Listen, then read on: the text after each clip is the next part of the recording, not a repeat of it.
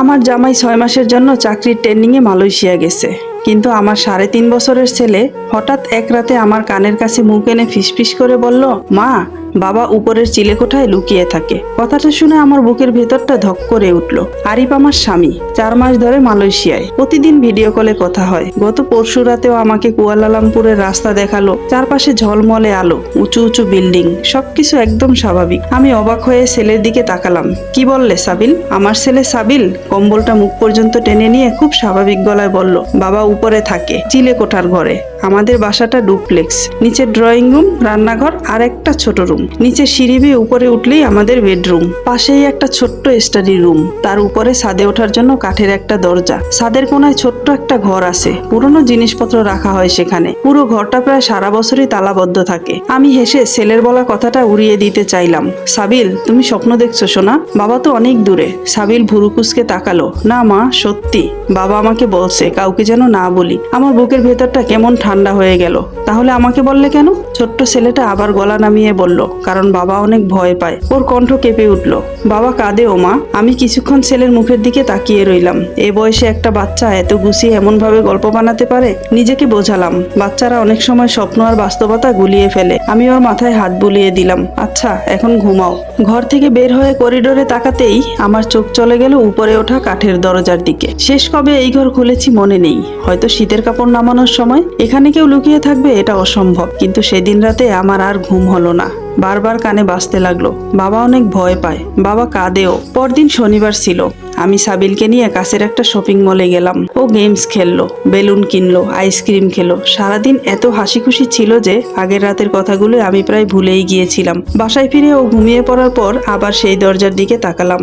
মনে হলো একবার দেখে আসি। আমি চাবিটা এনে উপরে উঠলাম। তালার উপরে হালকা ধুলো জমে গেছে, দেখে মনে হচ্ছে অনেক দিন কেউ ছোঁয়নি। দরজা খুলতেই ভেতর থেকে ভ্যাপসা একটা গন্ধ বের হলো। মোবাইলের ফ্ল্যাশটা জ্বালিয়ে চারপাশে তাকালাম। পুরনো চেয়ার, ভাঙা টেবিল, কয়েকটা অপ্রয়োজনীয় জিনিসপত্র পড়ে আছে।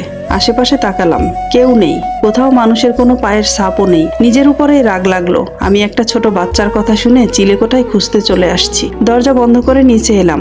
রাত 9টার দিকে আরিফ ভিডিও কল দিল। স্ক্রিনে দেখলাম ও একটা হুডি পরে বসে আছে। পেছনে হোটেল রুমের মতো পরিবেশ, ল্যাপটপ খোলা, কিছু কাগজপত্র ছড়ানো। সাবিল কেমন আছে? আজকে ওর ছবিগুলো দেখলাম ফেসবুকে, অনেক মজা করেছে মনে হয়, তাই না?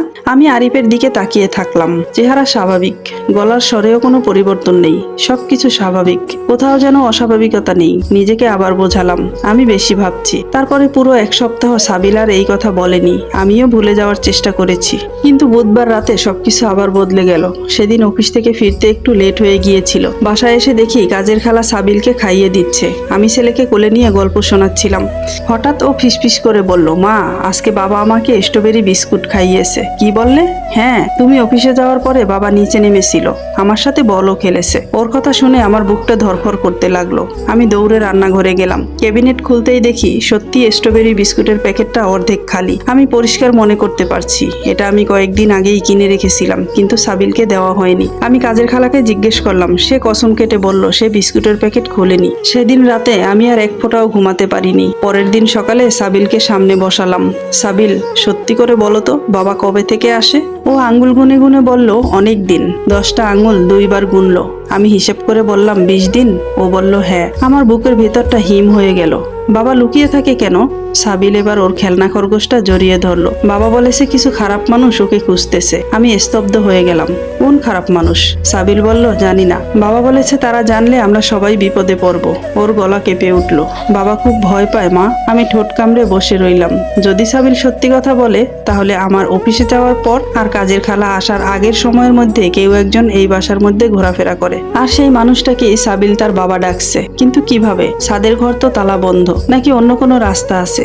সেদিন অফিসে যাওয়ার পর আমি অর্ধেক দিন ছুটি নিয়ে বাসায় ফিরে এলাম। পুরো বাসা খুঁটিয়ে খুঁটিয়ে দেখলাম। আমি নিজেই ইন্টেরিয়র ডিজাইনার। এই বাসার প্রতিটা কোণা আমার চেনা। সব জানালা ভেতর থেকে আটকানো। মূল দরজার 2টা চাবি, একটা আমার কাছে আর একটা আরিফের কাছে।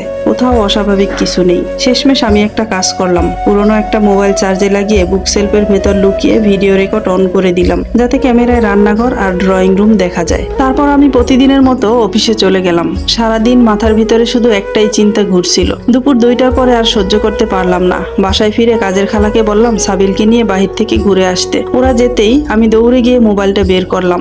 7 ঘন্টার ভিডিও ফাস্ট করে দেখতে লাগলাম। সকাল 8টা, আমি অফিসের জন্য বের হচ্ছি।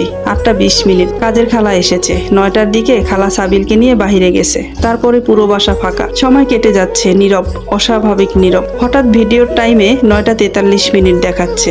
আর ঠিক তখনই আমার আঙুল থেমে গেল। স্ক্রিনে যা দেখলাম সেটা দেখে আমার পুরো শরীরের রক্ত যেন জমে গেল। আসসালামু আলাইকুম। এতক্ষণ আমি যে গল্পটা পড়ে শোনালাম, এটার দ্বিতীয় পার্ট খুব শীঘ্রই নিয়ে আসবো। আর দ্বিতীয় পার্টটা খুব সহজেই খুঁজে পেতে পেজটাকে ফলো দিয়ে রাখতে পারেন। ধন্যবাদ।